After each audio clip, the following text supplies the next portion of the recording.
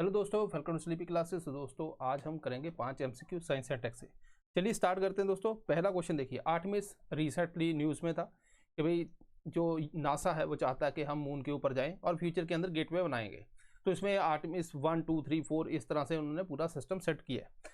अब उसी के बेस के ऊपर एक क्वेश्चन है, Artemis 2 crew experience a total communication blackout for approximately 40 minute as they pass behind the moon. Second है कि moon is solid body that is tightly locked to the earth meaning their same side faces our planet. तो इसको ध्यान से देखो।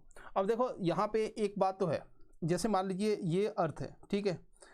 Moon अगर यहाँ पे है, लेट्स से कि ये वाला जो फेस है हमारी तरफ है, जब यहाँ पे जाएगा तो यही वाला फेस जो है हमारी तरफ जाएगा। तो इस तरह से ये रोटेट कर रहा है। यहाँ पे जाओगे तो ये वाला फेस जो है हमारी तरफ आएगा एंड देन यहाँ पे ये वाला फेस ही हमारी तरफ आएगा। तो इस तरह से मून, तो जैसे मान लो हम यहाँ पे बैठे हैं तो मैं ऐसे हाथ ऐसे घुमाऊँ तो ये मैं अर्थ हूँ और ये मून है। मून का एक ही फेस मेरी तरफ आएगा, पूरा गोल घूम लो, ठीक है। रोटेशन एंड रेवोल्यूशन इक्वल है।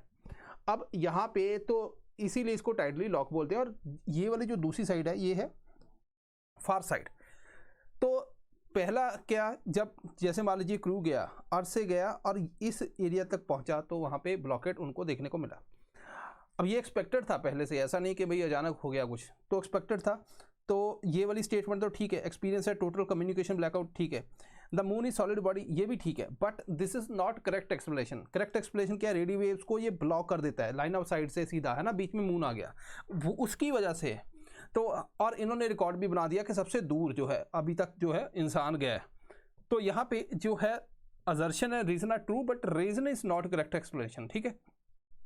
करेक्ट एक्सप्लेनेशन क्या होनी चाहिए थी कि रेडियो वेव्स जो हैं उनमें अब्स्ट्रक्शन आ जाती है, ओके। इसी के साथ दोस्तों हमारा यहाँ पे अंबेडकर जयंती के ऊपर हम सेलिब्रेट कर रहे हैं, तो इसमें 20% ऑफ है सारे कोर्सेज के ऊपर। तो आप कोड यूज़ कर सकते हो, कूपन कोड है चेयरमैन, तो इसको यूज़ करोगे तो आपको ये डिस्काउंट मिल जाएगा। जो भी आपको स्लीपी का कोर्स पसंद है तो आप यहाँ पे ले सकते हो। सेकेंड क्वेश्चन देखो, recently researchers discovered a certain plant produce powerful medicine using genes borrowed from bacteria, के बैक्टीरिया से उन्होंने जो है जीन बोरो किए।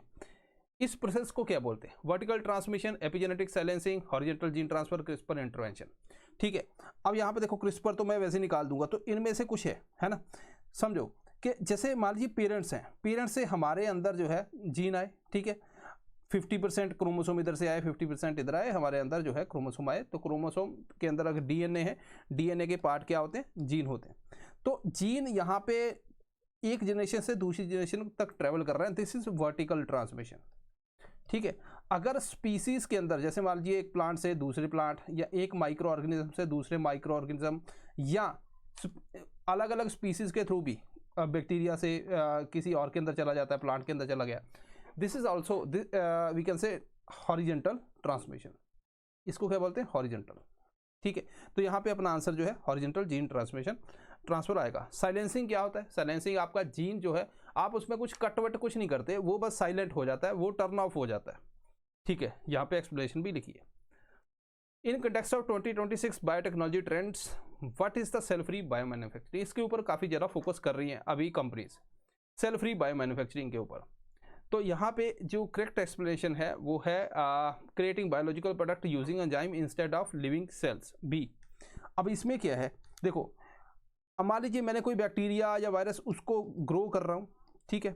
अब लेट से मैंने बैक्टीरिया को ग्रो कर रहा हूँ, ठीक है। बैक्टीरिया को मैं फॉर एग्जांपल लैब के अंदर ग्रो करके मैं वैक्सीन बनाना चाहता हूँ। अब इसको ऑर्गेनिज्म को ग्रो करना, माइक्रो ऑर्गेनिज्म को डिफ़िकल्ट होता है कि भाई आपको इन्फेक्शन का भी डर है, उसके अलावा आपको ट्रांसपोर्ट करना किसी और कंट्री में, वहाँ पे भी दिक्कत है। तो आप क्यों ना इसके पार्ट्स को यूज़ कर लो, आप एंजाइम को यूज़ कर लो, आप डीएनए को यूज़ कर लो। तो इसके ऊपर फोकस कर रहा है, दिस इज सेल फ्री, ठीक है, cell free by manufacturing, okay. Fourth question देखिए, which of the following best describe the term criticality in the context of recent achievement in Kalpakkam. तो यहाँ पे हमने रिसेंटली तमिलनाडु के अंदर क्या अचीव किया है, हमने सेकंड स्टेज के अंदर जो है क्रिटिकलिटी अचीव की है। देखो आप ध्यान देना, इसको समझो इस तरह से कि इंडिया के पास क्या है, इंडिया के पास थोरियम बहुत है। थोरियम आप डायरेक्टली यूज़ नहीं कर सकते, आप यूरेनियम यूज़ करते हो। यूरेनियम के अंदर भी 235 नॉट 238, ये भी फर्टाइल है, ये भी। तो इसको यूरेनियम 233 में कन्वर्ट करना पड़ेगा, फिर हम यूज़ कर पाएंगे। इसको आपको प्लूटोनियम 239 में कन्वर्ट करना पड़ेगा, फिर आप हम यूज़ कर सकते हैं। तो इंडिया ने बोला कि यार थोरियम तो अपने पास है, हम यूरेनियम कब तक यूज़ करेंगे, हम थोरियम का यूज़ करेंगे। तो इसके लिए 3 स्टेज वाला सिस्टम बनाया गया कि पहले के अंदर हम यूरेनियम डालेंगे, सेकंड के अंदर जो है plutonium based fast breeder reactor होगा, जिसमें वे भी हम फ्यूचर में यहाँ पे और भी जो अपडेशंस आएंगी उसके बारे में बात करेंगे, और थर्ड में जाके हम थोरियम को फुली यूज़ कर पाएंगे। तो हमने जो सेकंड स्टेज थी उसके अंदर जो है चेन रिएक्शन सस्टेन करेगी, तभी जाके जो है ये प्रोसेस हो पाएगी। तो वो चेन रिएक्शन जब सस्टेन करती है, दिस इज क्रिटिकलिटी, ठीक है। एक सब क्रिटिकल होता है, मतलब वहां पे नहीं सस्टेन करती, एक होता है क्रिटिकल और एक होता है सुपर क्रिटिकल, जिसके अंदर चेन रिएक्शन बहुत तेजी से चलती है। तो ये हमने जो है मिनिमम अचीव करना था, वो हमने कर लिया। तो इट मीन्स कि हम आगे प्रोसेस में जा रहे हैं।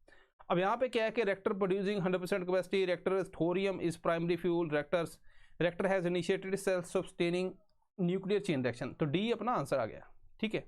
Okay okay.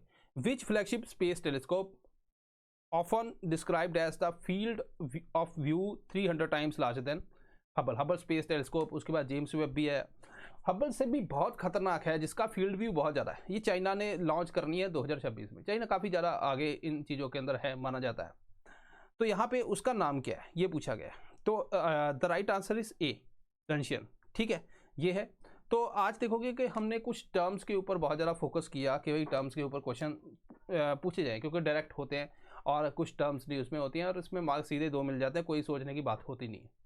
तो आई होप कि आपने ये टर्म्स कवर की होंगी, नहीं हैं तो आज होगी। सो दिस इज़ ऑल, मिलते हैं नेक्स्ट टाइम, थैंक यू।